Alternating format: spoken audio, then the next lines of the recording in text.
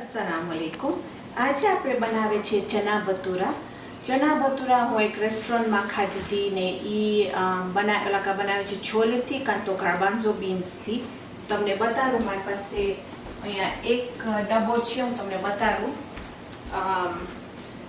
તો તમને ખબર હોય કે આ છે ચીકપીસ કાં તો ગાર્બાન્ઝો બીન્સ કે છે કાં તો છોલે કે છે। પણ અમે અહીંયા ઘરમાં મરાગી સાથે કરીએ છીએ, મરાગી કે લાલ બીન્સથી કરીએ છીએ આપણે। અને આપણે એનું શાક બનાવશું, પછી બાજુમાં આપણે એક મોટું ભટુરા બનાવશું। ભટુરા છે એક મોટી પૂરી। તો ચાલો આપણે શરૂ કરીએ। હું તમને બતાવું કે આપણને શું શું વસ્તુની જરૂર પડશે। પૂરી માટે અહીંયા છે મારી પાસે 1.5 કપ લોટ। આપણે એની અંદર નાખશું 3 થી 4 ચમચા તેલ ને પાણીથી આપણે લોટ બાંધશું, પણ એ આપણે પછી કરશું। પહેલાં આપણે આપણું શાક કરશું, એમાં આપણે વાપરશું જૈતુનનું તેલ। અહીંયા છે મારી પાસે એક નાની ડુંગળી જેને નાની નાની કાપેલી રાખી છું, નિમક, મરી, tomato paste, tomato sauce. Tomato paste લગભગ 1 ચમચું નાખશું આપણે, ટમેટો સોસ આપણે લગભગ 2 ચમચા નાખશું। અહીંયા છે મારી પાસે આ બધા મસાલા। અહીંયા છે મારી પાસે લીમડો લગભગ 4 થી 5। તમને જો વધારે નાખવું હોય તો તમે નાખજો, હું વધારે નાખું છું કારણ કે મને લીમડોનો સ્વાદ બહુ ગમે છે। જીરું, ધાણા જીરુંનું પાવડર, ગરમ મસાલોની ભૂકી અને હળદરની ભૂકી। અને આપણે એની અંદર 2 નાના બટેટા કાપીને પણ એની અંદર નાખશું। તો ચાલો પહેલાં આપણે શાક આપણું વઘારવાનું શરૂ કરીએ, પછી આપણે પૂરીનું લોટ બાંધશું। તો હું નાખી 2 ચમચા એની અંદર જૈતુનનું તેલ। એની અંદર હું નાખી દઈશ ડુંગળી,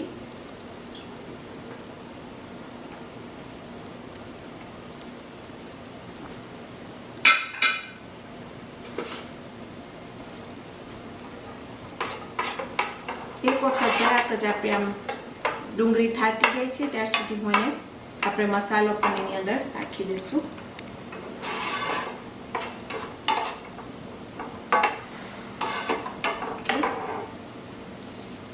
એની અંદર નાખી દઈશ લીમડો,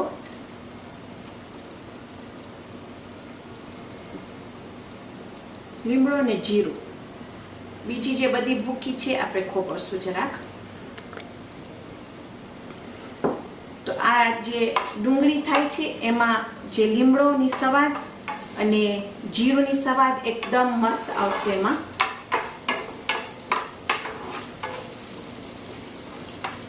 ને તમે એને હલાવો જ્યાર સુધી તમને એમ લાગશે કે એક ફાઇન સુગંધ નીકળવા આવશે, તમને ખબર પડશે કે કંઈક વઘારાય છે ઘરમાં।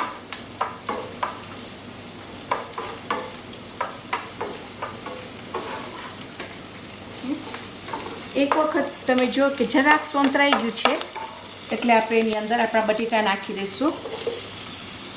એ બટેટા બિલકુલ તમારા ઉપર છે, જો તમને ના નાખવો હોય તો એ પણ જરાય વાંધો નથી। અને મને તમને ખાલી કહું તો કે આ જે મરાગી છે અહીંયા એ અમારા ડબ્બાની છે, તો પાકી ગઈ છે। જો તમારી પાસે પાકેલીમાં ના મળતી હોય તો તમે રાતના એને પલાળીને સવારના પહેલાં બાફી નાખજો। એનું બધું પાણી કાઢી એટલું જ બાફજો કે શું આમ તૂટી ના જાય, બહુ સોફ્ટ ના થઈ જાવ ખપે।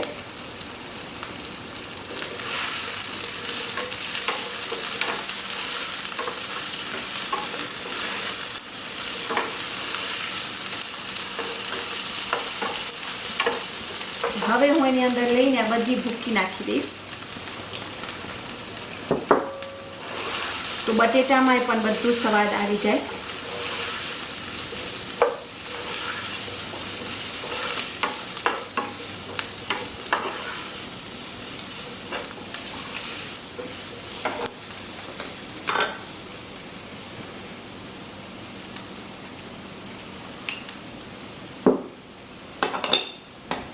અને તમને જો એની અંદર લાલ મરચીની ભૂકી નાખવું હોય કે લાલ આખા મરચાં નાખવું હોય તો તમે એ પણ નાખી શકો છો એની અંદર। તમે લીલી ચટણી પણ નાખી શકો છો એની અંદર।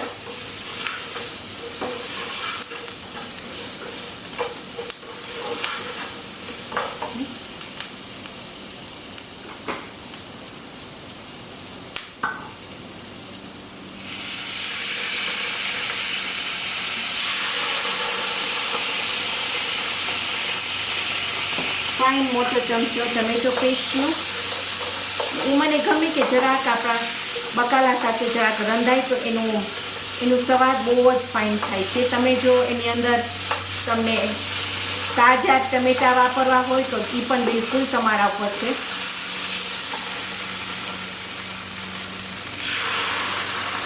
બે ચમચા જેટલું ટમેટો સોસ.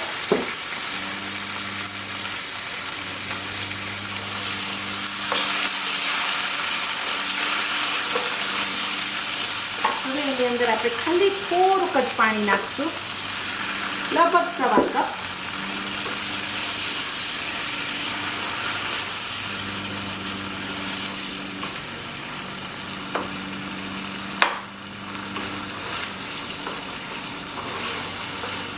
પછી એની અંદર નાખી દઈશું આપણે મરાઠી.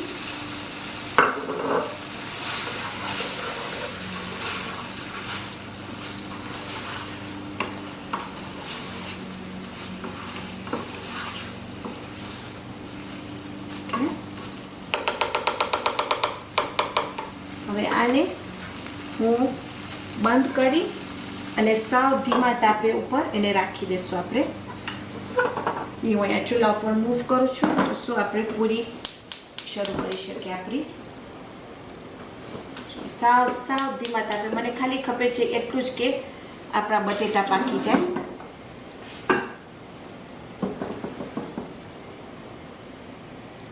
ઓકે, તો ચાલો હવે આપણે શરૂ કરશું આપણી પૂરી. અહીંયા હું રાખી છું તેલ ગરમ. અહીંયા છે 1.5 કપ આપણું મેદા ધોરું લોટ. એમાં આપણે ખાલી ચપટીક નિમક નાખશું, ચપટીક. ને તમને ના નાખવું હોય તો એ પણ બરાબર છે. એમાં આપણે 2 ચમચા નાખશું તેલ.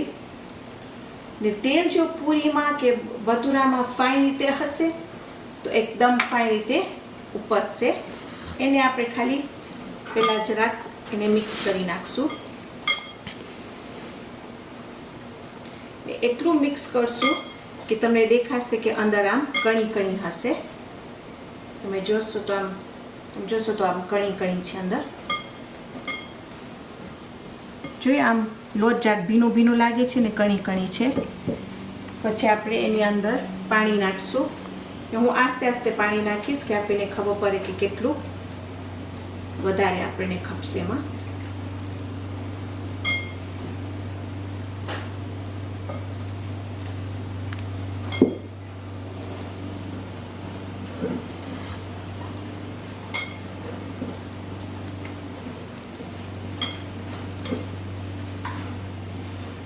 તો તમે જોયા કે હું સાવ આસ્તે એનેમાં નાખી પાણી કે શું આપણા પાસે બહુ પાણી ના થઈ જાય. ને થોડુંક લોટ ને આપણે ખાલી ચપટીક જ નાખીશ એમાં, પટલીક જ.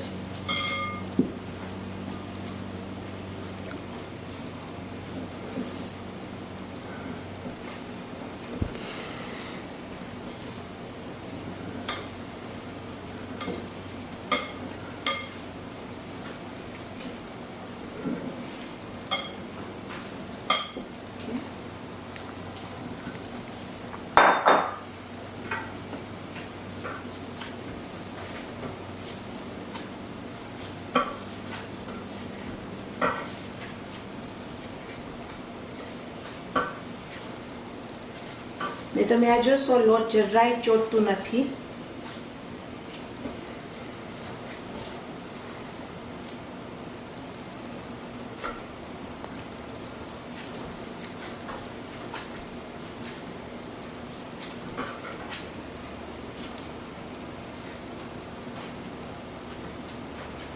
ઓકે, એમાં આપણે કરશું. હવે તમારી પાસે જેટલી પણ મોટી કઢાઈ હોય એટલી મોટી તમે પૂરી કરી શકશો. રેસ્ટોરન્ટનો અલગ પાસે મોટી વસ્તુ હોય છે તળવા માટે, તો અલગ કાફી મોટી કરે છે. હું એટલી બધી મોટી નહીં કરી શકું. ને આપણે થોડુંક એમાં નાખશું લોટ જોવા માટે કે આપણું લોટ થઈ ગયું છે કે નહીં. તો તમે જોશો તો જરાક ઓલમોસ્ટ ધેર, છટરાક જ વાર છે. ઓકે, તો હવે આપણે આને લઈને ફાઇન રીતે વણી નાખશું.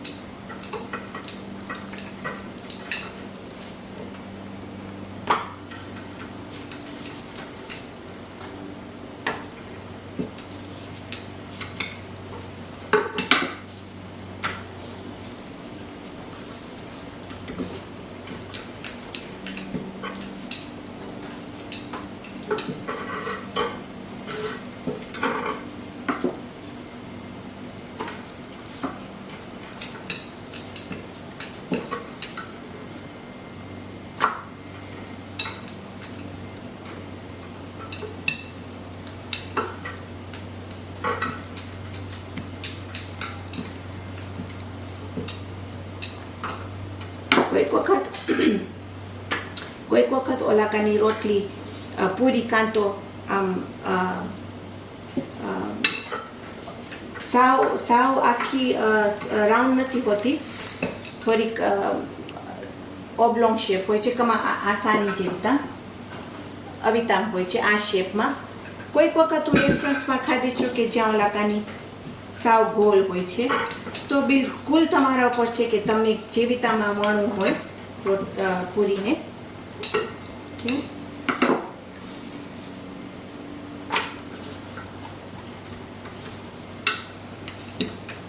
પૂરી તૈયાર છે. હું જરાક જેને વધારે ધીમો તાપ નાખીશ.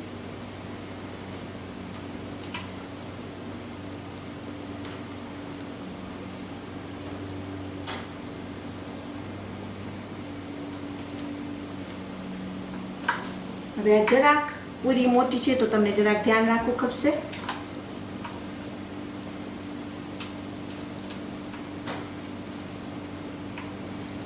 ને હું જાણી કઈ રીતે તાંદો જરાક સ્લો રાખી હતી કે શું ફાઇન રીતે અંદર ઘરી જાય પછી પાકવા માંડે.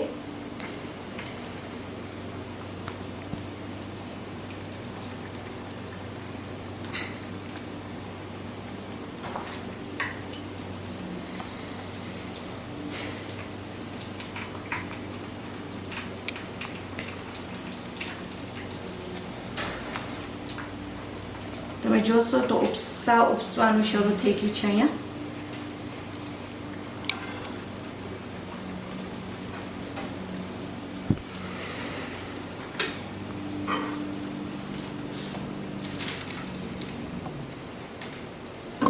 ને આપણા બટેટાની જરાક વાર છે હજી.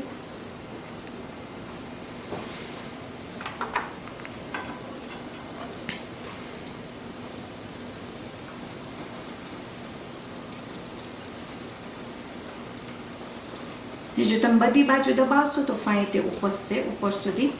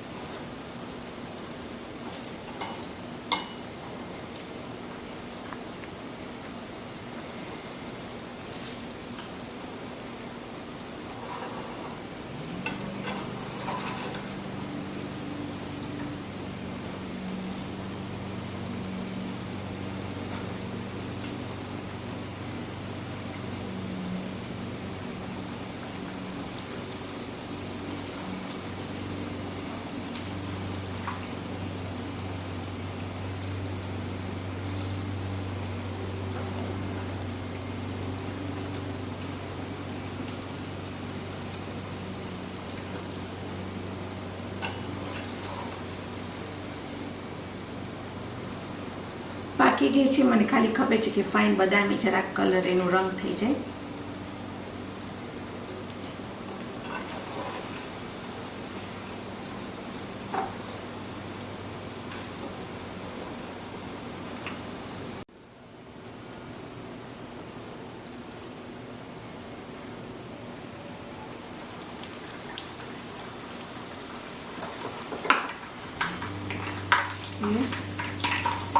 ધ્યાન રાખજો કારણ કે પૂરી જરાક મોટી છે તો ફાઇન ત્યાં ઉપસવાનું શરૂ કરી નાખશે.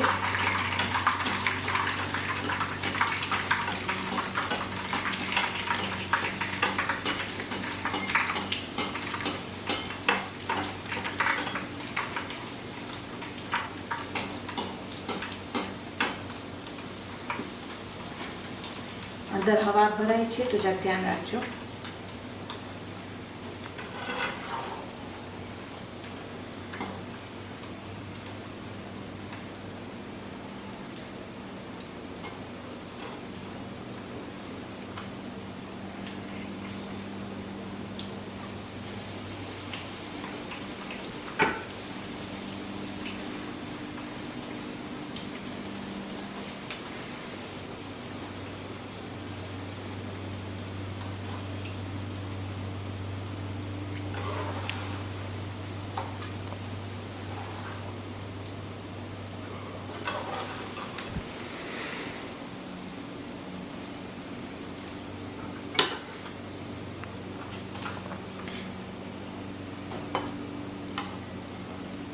પછી તમે એના પર પેપર ટાવલ છે કે એના પર રાખજો તો શું બધી બીજી બાજુ તેલ નીકળી જાય એમાંથી.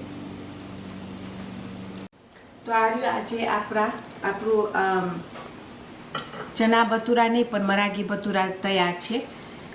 તમને બતાવીશ. હવે ફાઇન મોટી મોટી તમે પૂરી બનાવજો. આપણા બટેટાને બધું પાકી ગયું છે.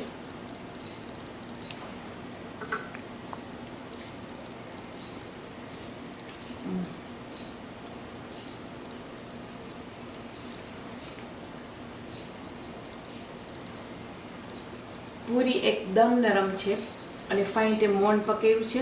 અને એક ચીજ મને ભૂલી નથી જાઉં તમને કહેવાનું કે બિકોઝ આપણે આ ટીવી માટે કરતા હતા, હું મારું લોટને 20 મિનિટ ખોબરાવી નહીં. પણ જ્યારે તમે પૂરીનો લોટ કે રોટલીનો લોટ કે મહામરીનો લોટ કોઈ પણ જાતનો લોટ બાંધો એને લગભગ 20 મિનિટથી 30 મિનિટ એને તમે આરામ દો તો શું ફાઇન અંદર થઈ જાય. પણ અલ્હમ્દુલિલ્લાહ આ હું ખોબેરી પણ નહીં, એને આરામ પણ ના આપી, પણ મોણ આપણે ફાઇન નાખ્યા છે તો એકદમ સરસ પૂરી થઈ છે.